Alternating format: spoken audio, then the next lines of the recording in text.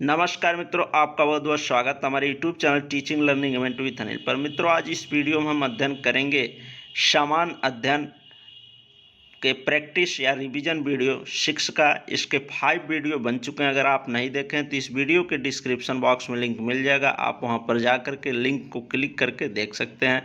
तो ये सभी जो समान अध्ययन प्रैक्टिस सेट रिवीजन हमारे यूट्यूब चैनल पर चल रहे हैं, ये सभी aided junior, super TET, UP TET सभी परीक्षाओं के लिए महत्वपूर्ण है और ये परीक्षा में संभावित प्रश्न है, आने की उम्मीद ज़्यादा है इन सभी प्रश्नों की। तो आप सभी वीडियो को देखा करें, लाइक कर दिया करें और शेयर कर दिया करें।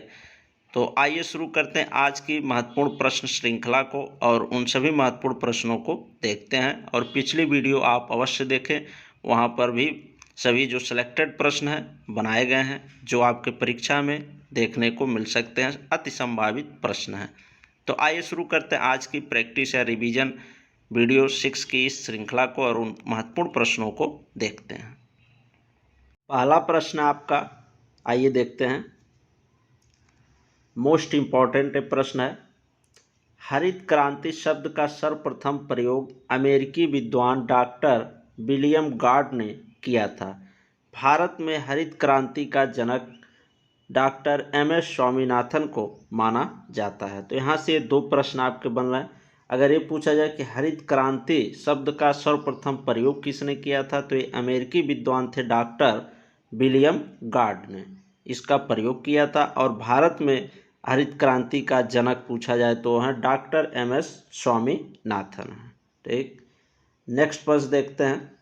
भारत में पीली क्रांति का संबंध तिलहन उत्पादन से है। इसकी शुरुआत वर्ष 1986 से मानी जाती है।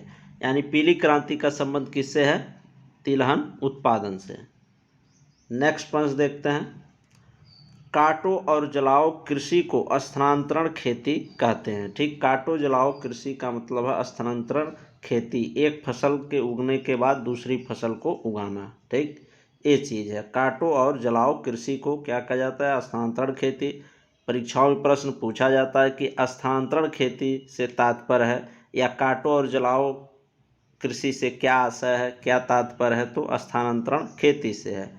नेक्स्ट देखते हैं अगला प्रश्न। IR-20 और रत्ना चावल धान की प्रमुख किस्में हैं। ये भी महत्वपूर्ण प्रश्न है आपका। ठीक, कि IR-20 और रत्ना क्या है? चावल धान की ये प्रमुख किस्में हैं। ठीक, नेक्स्ट देखते हैं। कपास एक नकदी फसल है जिससे रुई तैयार की जाती है। महाराष्ट्र में इसे श्वेत स्वर्ण के नाम से जाना जाता है, यानी सफ़ेद सोना के नाम से इसको जाना जाता है।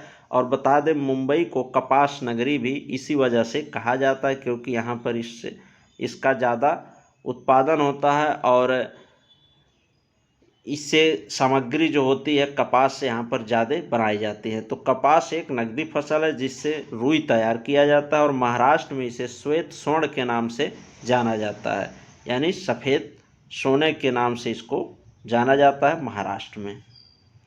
नेक्स्ट प्रश्न आइए देखते हैं। अगला आपका, दलहनी फसलों के उत्पादन हेतु कोबाल्ट तत्व आवश्यक है। ठीक, यह क्या आवश्यक है देखते हैं। यह राइजोबियम द्वारा नाइट्रोजन स्थिरीकरण के लिए आवश्यक है। ठीक, राइजोबियम ठीक के द्वारा नाइट्रोजनकरण का स्थिरीकरण होता है। ठीक, नाइट्रोजन का स्थिरीकरण होता है जो दलहनी फसलों की जड़ों में पाया जाता है। इस राइजोबियम में क्या होता है? कोबाल्ट तत्व उपस्थित होता है जो इस नाइट्रोजन के स्थिरीकरण के लिए जिम्मेदार होता है। ठीक, तो कोबाल्ट तत्व आवश्यक होता है इनके उत्पादन में। जब ये नाइट्रोजन स्थिरीकरण की क्रिया होती है तो उसमें कोबाल्ट तत्व आवश्यक रूप से भाग लेता है, जिससे नाइट्रोजन का स्थिरीकरण होता है। यही चीज़ है। तो दलहनी फसलों के उत्पादन है कोबाल्ट तत्व आवश्यक है, यह राइजोबियम द्वारा नाइट्रोजन स्थिरीकरण के लिए आवश्यक है। नेक्स्ट देखते हैं अगला। स्वर्णिम चतुर्भुज परियोजना का संबंध राजमार्गों से है। इसके अंतर्गत देश के 4 महानगरों कौन कौन से? कोलकाता, मुंबई, नई दिल्ली और चेन्नई को आपस में जोड़ता है। इसी को स्वर्णिम चतुर्भुज परियोजना के नाम से जाना जाता है। ठीक, इस पे 4 महानगरों के मार्ग आपस में जुड़े हुए हैं। कौन कौन से वो महानगर हैं? कोलकाता है, मुंबई है, नई दिल्ली है और चेन्नई है। अगला प्रश्न देखते हैं। भारत का सबसे लंबा राष्ट्रीय राजमार्ग NH-44 है, जो श्रीनगर से कन्याकुमारी तक है। ठीक, तो ये ध्यान रखिएगा, ये भी महत्वपूर्ण प्रश्न है, परीक्षाओं में पूछा जाता है। तो भारत का सबसे लंबा राष्ट्रीय राजमार्ग पूछा जाए तो NH-44 है। ठीक, NH-44 या NH-44 है, जो श्रीनगर से कन्याकुमारी तक है। नेक्स्ट अगला देखते हैं। दक्कन की रानी भारत की सबसे पहली विद्युत ट्रेन है। ठीक, और कारा दक्कन की रानी क्या है? भारत की सबसे पहली विद्युत ट्रेन है। और पहली ट्रेन कब चली थी भारत में? तो 1853 में चली थी। ये ध्यान दीजिएगा, 1853 में चली थी। कहाँ से कहाँ तक? तो मुंबई से ठाणे के बीच ये ट्रेन चलाई गई थी 1853 में। और ये जो दक्कन की रानी है, भारत की सबसे पहले अगर विद्युत ट्रेन पूछा जाए तो वो है दक्कन की रानी। ठीक, ये ध्यान दीजिएगा। नेक्स्ट है अगला आपका, मुंबई भारत का सबसे व्यस्ततम अंतर्राष्ट्रीय बंदरगाह है। मुंबई क्या है? भारत का सबसे व्यस्ततम बिजी जो हवाई अड्डा है, अंतर्राष्ट्रीय हवाई अड्डा नहीं, अंतर्राष्ट्रीय बंदरगाह है, जिससे समुद्री जो आयात निर्यात होते हैं। ठीक, तो मुंबई भारत का सबसे व्यस्ततम अंतर्राष्ट्रीय बंदरगाह है। ठीक, ये ध्यान रखिएगा। नेक्स्ट देखते हैं अगला आपका, भारत का सर्वाधिक ऊंचाई पर स्थित हवाई अड्डा लेह है। अगर एयरपोर्ट की बात की जाए, सबसे ऊंचा भारत में कहाँ पर है? सबसे ऊंचाई पर स्थित हवाई अड्डा कौन सा है? तो लेह हवाई अड्डा है। ठीक, नेक्स्ट देखते हैं। ये जनजातियों से संबंधित महत्वपूर्ण प्रश्न है। नेक्स्ट वाला अगला, गारो, खासी और जयंतिया जनजातियां मुख्यतः मेघालय में पाई जाती हैं। ठीक, ये भी प्रश्न जनजातियों से संबंधित पूछा जाता है, तो इसको भी अच्छे से आप तैयार कर लें। अगला आपका, चेचू जनजाति आंध्र प्रदेश में निवास करते हैं। नल्ला माला पर्वत श्रेणियों में ये स्थित है, मतलब ये रहते हैं। ये विधवा विवाह को महत्व देते हैं। कौन सी जनजाति है? चेचू। कहाँ पर निवास करती है? आंध्र प्रदेश में। किस जगह पर? नल्ला माला पर्वत श्रेणियों के बीच। और ये विधवा विवाह को महत्व देते हैं।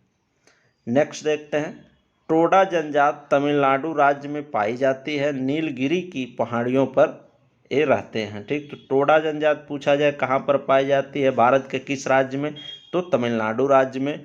ठीक, और ये स्थित कहाँ है? नीलगिरी की पहाड़ियों पर। नीलगिरी की पहाड़ियों पर रहते हैं। ठीक, नेक्स्ट अगला देखते हैं, महत्वपूर्ण प्रश्न है। वर्ष 2014 में ओडिशा को शास्त्रीय भाषा का दर्जा मिला। नेक्स्ट है, वर्ष 2011 की जनगणना 15वीं जनगणना है। यानी जो 2011 में जनगणना हुई है वो भारत की कितवीं जनगणना है? तो 15वीं जनगणना है। नेक्स्ट देखते हैं, भारत में प्रथम जनगणना अंग्रेजी वायसराय लॉर्ड मेयो के समय में 1872 में हुई थी। ठीक, तो अगर पूछा जाए भारत में सर्वप्रथम जनगणना कब हुई थी? तो 1872 में। किसके समय में हुई थी? तो अंग्रेजी वायसराय लॉर्ड मेयो के समय में हुई थी। नेक्स्ट देखते हैं अगला प्रश्न आपका महत्वपूर्ण प्रश्न, भारतीय जनसंख्या के इतिहास में वर्ष 1951 से 1961 की अवधि में सर्वाधिक वृद्धि हुई। ठीक, यानी इसमें जन्म दर ज़्यादा था और मृत्यु दर कम था। जनसंख्या में ज़्यादा वृद्धि हुई वर्ष 1951 से लेकर के 1961 के बीच। नेक्स्ट और अंतिम प्रश्न, 1 से 5 मिलियन जनसंख्या वाले शहर को मेट्रोपॉलिटन कहते हैं। ये ध्यान दीजिएगा। तो ये सभी सिलेक्टेड प्रश्न है जो आपकी सभी शिक्षक भर्ती परीक्षाओं में, अन्य प्रतियोगी परीक्षाओं के लिए बहुत ही महत्वपूर्ण है, जो आपके सामान्य ज्ञान, समान अध्ययन विषय में पूछे जा सकते हैं। आप पर्यावरण अध्ययन तो उसमें भी ज्योग्राफी का पार्ट आ ही जाता है, तो इससे प्रश्न पूछ लिए जाते हैं। तो इन सब को आप अच्छे से तैयार कर लें। आइए एक बार फिर से मैं रिवीजन आपका फास्टली करा देना है, जल्दी जल्दी प्रश्नों को बता देना, जिससे आपका एक अच्छा रिवीजन भी हो जाए। ठीक, तो ऐसे वीडियो आप लोग प्राप्त करने के लिए हमारे YouTube channel teaching learning event with Anil को सब्सक्राइब अवश्य करें और अन्य साथियों के पास भी शेयर करें। तो आइए रिवीजन कर लेते हैं। तो हरित क्रांति शब्द का सर्वप्रथम प्रयोग अमेरिकी विद्वान डॉक्टर विलियम गॉड ने किया था। भारत में हरित क्रांति का जनक डॉक्टर एम.एस. स्वामीनाथन को माना जाता है। ठीक, भारत में पीली क्रांति का संबंध तिलहन उत्पादन से है। इसकी शुरुआत वर्ष 1986 से मानी जाती है। काटो और जलाओ कृषि को स्थानांतरण खेती कहते हैं। IR-20 और रत्ना चावल धान की प्रमुख किस्में हैं। कपास एक नकदी फसल है जिससे रुई तैयार की जाती है। महाराष्ट्र में इसे श्वेत स्वर्ण के नाम से जाना जाता है। दलहनी फसलों के उत्पादन हेतु कोबाल्ट तत्व आवश्यक है। यह राइजोबियम द्वारा नाइट्रोजन स्थिरीकरण के लिए आवश्यक है। स्वर्णिम चतुर्भुज परियोजना का संबंध राजमार्गों से है। इसके अंतर्गत देश के 4 महानगरों कोलकाता, मुंबई, नई दिल्ली और चेन्नई को आपस में जोड़ता है। भारत का सबसे लंबा राष्ट्रीय राजमार्ग NH-44 है, जो श्रीनगर से कन्याकुमारी तक है।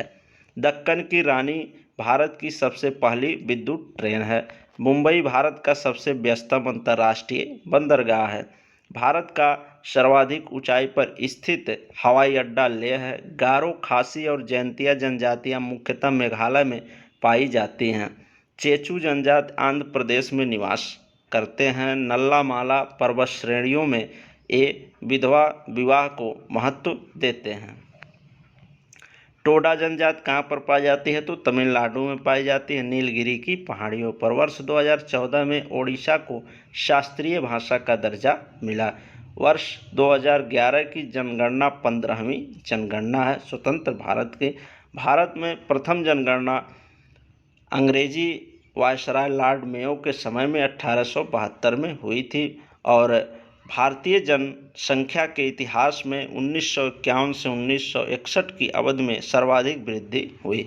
1 से 5 मिलियन जनसंख्या वाले शहर को मेट्रोपॉलिटन कहते हैं। तो ये सभी महत्वपूर्ण प्रश्न है मित्रों। ठीक, तो ऐसे ही वीडियो प्राप्त करने के लिए आप हमारे चैनल को सब्सक्राइब अवश्य करें। वीडियो अच्छा लगा तो लाइक कर दिया करें और शेयर भी कर दिया करें। ठीक मित्रों, मिलते हैं नेक्स्ट वीडियो में नेक्स्ट महत्वपूर्ण प्रश्नों की श्रृंखला के साथ।